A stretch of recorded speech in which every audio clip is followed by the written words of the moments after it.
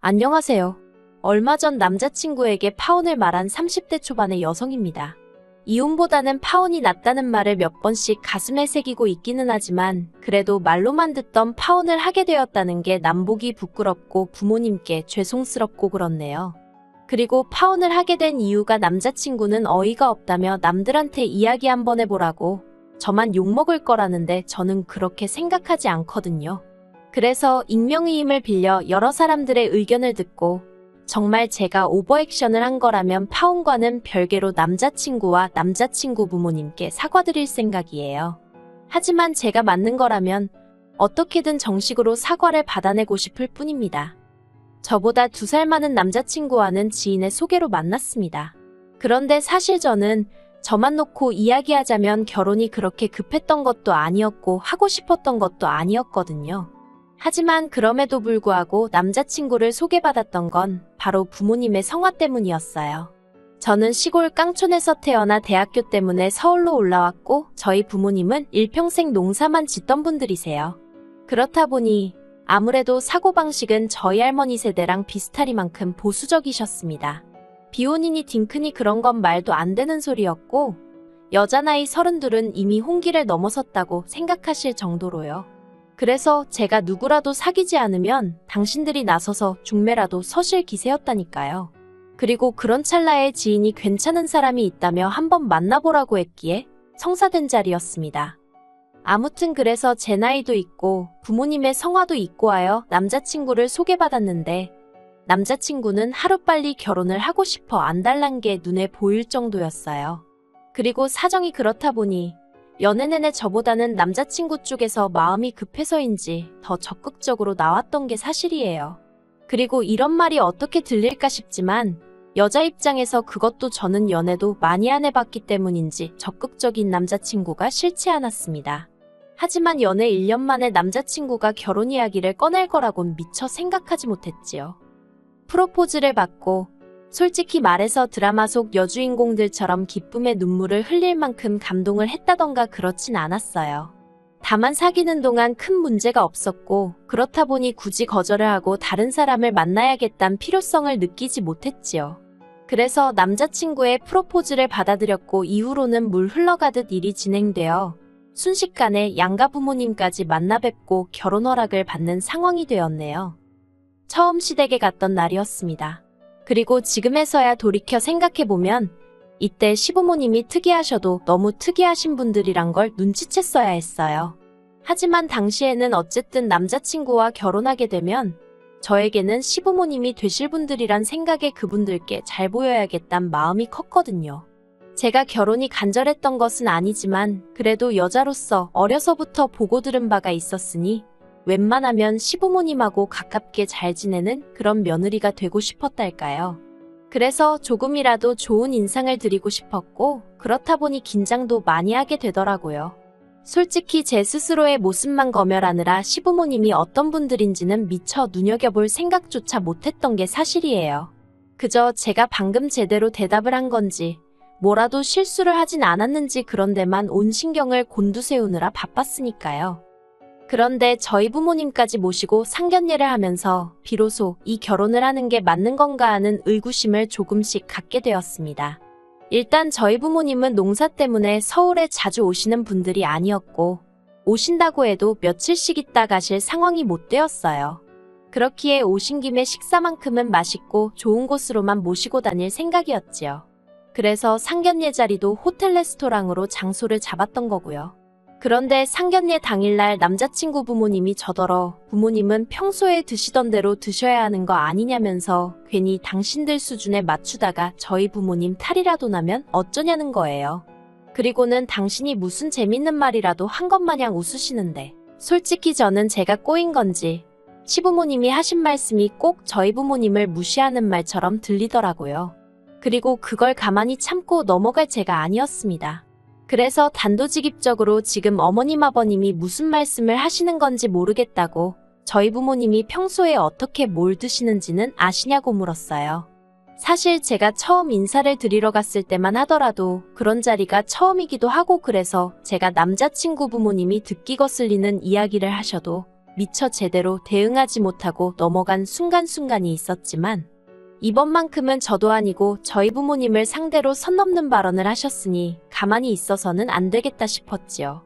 그래서 저를 어떻게 보시건 말건 신경 쓸 겨를도 없이 따지고 든 거예요.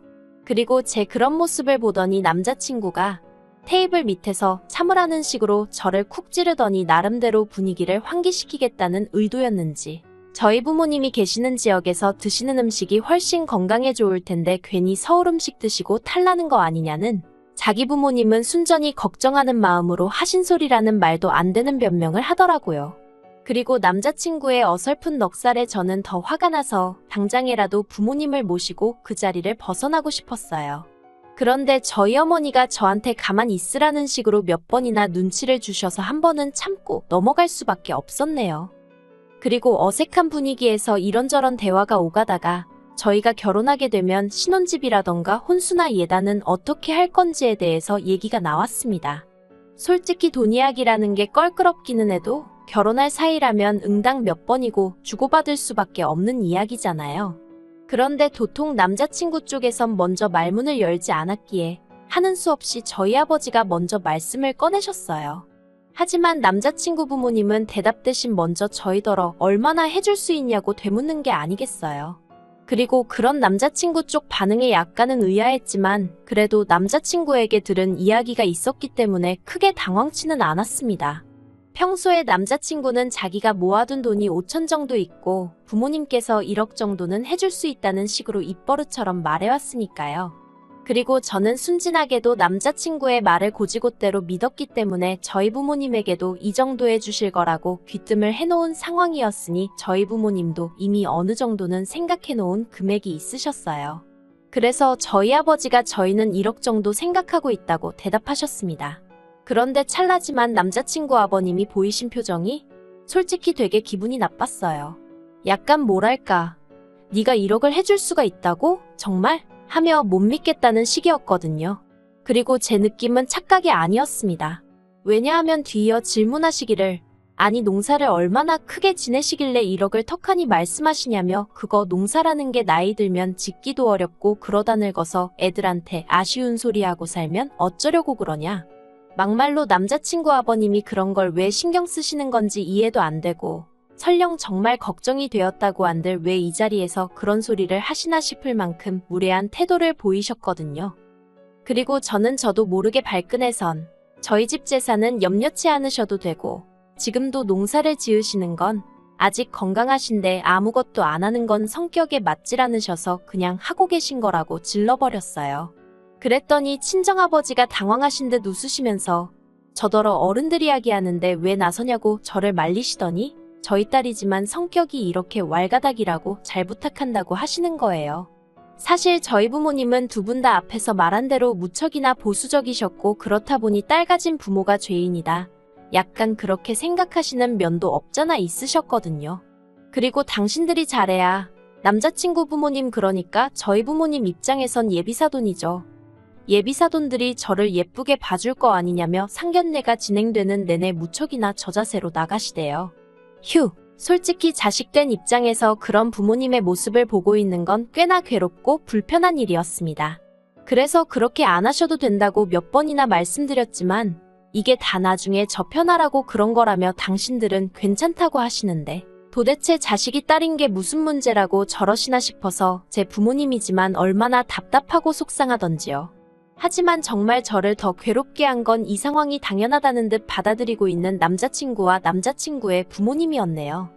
그리고 이러한 과정 속에서 저는 솔직히 확실히 뭐 때문이라고 말할 수는 없었지만 일종의 비굴함마저 느끼며 이 결혼을 하는 게 맞나 하는 생각을 하기 시작했어요. 막말로 결혼하자고 한 사람은 남자친구였지 제가 아니었는데 심지어 저는 그렇게 결혼이 간절하지도 않았는데 언젠가부터 오히려 저나 저희 부모님이 남자친구 쪽 비위를 맞추고 있는 그림이 되어 있었으니까요.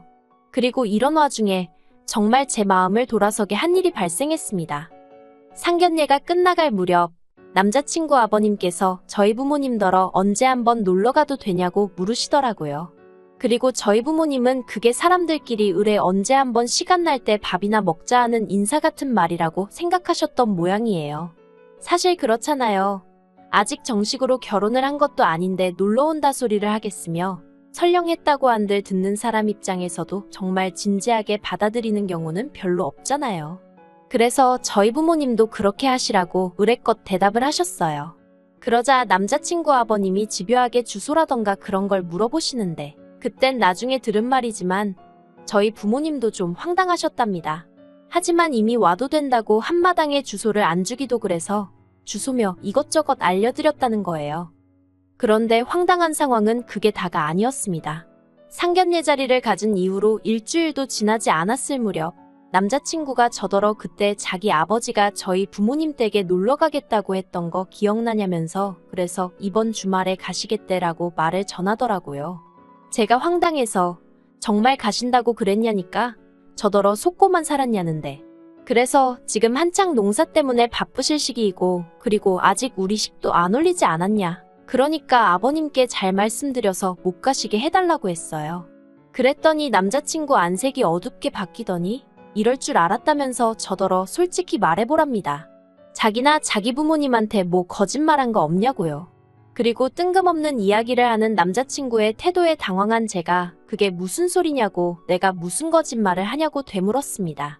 그랬더니 남자친구가 하는 말이 정말 부모님이 농사를 그렇게 크게 짓는 게 맞냐면서 자기 부모님도 예전에 농사 지어보셔서 안다고 거짓말도 정도껏 하라나요.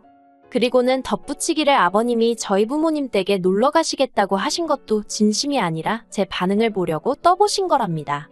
정말 그렇게 농사를 크게 짓는 집안의 딸인지 확인해봐야 한다면서요. 어이가 없어서 그러니까 지금 나나 우리 부모님이 거짓말했는지 시험해본 거냐고 따졌습니다. 그랬더니 남자친구가 한다는 말이 평소에 제 씀씀이로 보나 뭐로 보나 그렇게 돈 많은 집에 딸 같지가 않았는데 갑자기 1억을 해오겠다는 것도 의아했고 솔직히 남자친구가 얼마나 횡설수설하던지 도대체 무슨 말을 하는 건지 이해를 할 수가 없었습니다. 막말로 찜찜한 구석이 있으면 차라리 까놓고 말을 하는 게 맞지 그렇게 음흉하게 뒷조사하듯 사람을 떠보는 게 맞나 싶었으니까요. 그래서 남자친구더러 그냥 결혼을 하기 싫으면 안 하면 되지. 이게 뭐 하는 짓이냐고 화를 냈어요. 그리고는 우리 집에 가서 땅 구경을 해볼 테면 해보라고 했지요. 그렇게 와이프 될 사람, 며느리 될 사람 기어이 깎아내려야 직성이 풀리겠으면 그렇게 하라고요. 그런데 더 황당한 건 이렇게 제가 남자친구와 싸우고 결혼을 한 해 안 한 해 소리까지 나온 마당에 남자친구 아버님이 정말로 저희 집에 가셨더라고요. 그리고 남자친구와 제가 다툰 사실을 모르셨던 부모님은 갑자기 말도 없이 나타난 아버님이 황당하셨지만 그래도 손님인 만큼 식사도 대접해드리고 땅도 보여드리고 공장도 궁금하다 하셔서 보여드리고 그러셨다는 거예요. 저는 이 사실을 알고는 정말 분한 마음을 감출 수가 없었습니다. 그래서 남자친구한테 전화를 걸어 이게 무슨 개 같은 경우냐고 악을 썼어요. 내가 결혼 안 한다고 하지 않았냐고 그러면 알아들어 먹어야지. 왜 네 부모한테 말을 안 해서 이런 상황이 생기게 하느냐고요. 그러자 남자친구가 하는 말이 자기는 한 번도 저랑 헤어질 생각을 해본 적이 없답니다. 그리고는 저더러 너무 화만 내지 말라면서 그래도 자기 아버지가 다 둘러보시고는 의심해서 미안하다며 이제 제가 며느리감으로 정말 마음에 든다고 하시더라나요. 어이가 없어서 나를 마음에 들어 하시던지 말던지 내 알바냐고. 나는 관심 없다 했어요. 네 마누라 자리도 네 부모 며느리 자리도 10억을 줘도 안 한다고요. 그리고 그렇게 정말 어디 가서 말도 못할 만큼 추접스럽게 남자친구와 다툰 이후로 저는 또 한 번 생각지도 못한 이야기를 들었습니다. 알고 보니 남자친구는 처음부터 저희 집이 어느 정도 먹고 살만하다는 걸 저와의 소개 자리를 주선하던 사람한테 들어서 알고 있었더라고요. 다만 저희 집이 농사를 지을 거라곤 미처 생각을 못했기 때문에 그렇게 아버님을 내세워서라도 자기 눈으로 확인을 하려 들었던 모양입니다. 어이가 없어서 그리고 이 모든 사실을 알게 된 저는 솔직히 남자친구에게 정이란 정은 전부 다 떨어져서 나중엔 오히려 제가 빌다시피 정말 부탁이니 헤어져 달라고 했어요. 그런데 남자친구가 하는 말은 정말 살면서 들어본 말 중에 가장 무식하기 짝이 없었습니다. 너희 부모님은 아무리 돈은 많이 번다고 해도 시골 깡촌에서 평생 흙이나 만지고 사는 사람들이지 않냐? 우리 부모님은 그래도 대학물까지 먹은 서울에서 나고 자란 엘리트다. 그러니 서로 결점은 감춰주고 장점만 바라보며 한 가족이 되자는 정말 말 같지도 않은 개소리를 해댔거든요. 그래서 제가 대학물만 먹었다고 다 엘리트냐고, 자식이냐고 하나 있는 너를 이따위로 키워놓은 것만 봐도 엘리트는 무슨, 머리에 총 맞은 사람들 같다고 받아쳐버렸네요. 그리고 이 일로 남자친구가 저더러 말을 무식하게 한다고 지적을 해대길래 더 상스러운 소리도 해줄 수 있다고 받아쳤지요. 그런데 이런 개싸움이 있고 며칠 뒤 남자친구의 소개팅을 주선했던 지인에게 연락을 받았습니다. 한다는 말이 요새 워낙에 자기 스펙 속이는 사람들이 많지 않냐면서, 그러니 그쪽 부모도 노파심에 확인해보고 싶었던 것 같은데 저더러 그 정도는 이해해줄 수 있는 거 아니냐는 거예요. 그리고는 원래 가난하고 못 배운 사람들이 농사를 짓는 건 맞잖아 하는데, 진짜 전화상으로 대화를 주고받아서 어떻게 하지를 못했지. 눈앞에 있으면 물이라도 끼얹어버리고 싶더라니까요. 왜 이렇게 생각 없이 말하는 사람들이 많은지 모르겠어요. 직업 가지고 사람을 판단하던 시절은 지나지 않았나요? 그래서 그 지인한테 그렇게 무식하고 좁아터진 마인드로 세상을 보지 말라고 한마디 하고는 더는 연락하지 말라고 했습니다. 그리고 지금까지도 남자친구는 계속해서 서로 부족한 점을 채워주는 게 부부라며 우리 둘은 환상의 커플이란 개소리나 해대고 있네요. 하지만 저는 파혼했다고 주변에 알리고 있고요. 단지 혹시나 남자친구가 정신줄 놓고 시쳇말로 헷가닥 돌까봐 지금 조심조심 피하는 중입니다. 아무래도 이제 전화도 차단 걸고 집도 이사해야겠어요.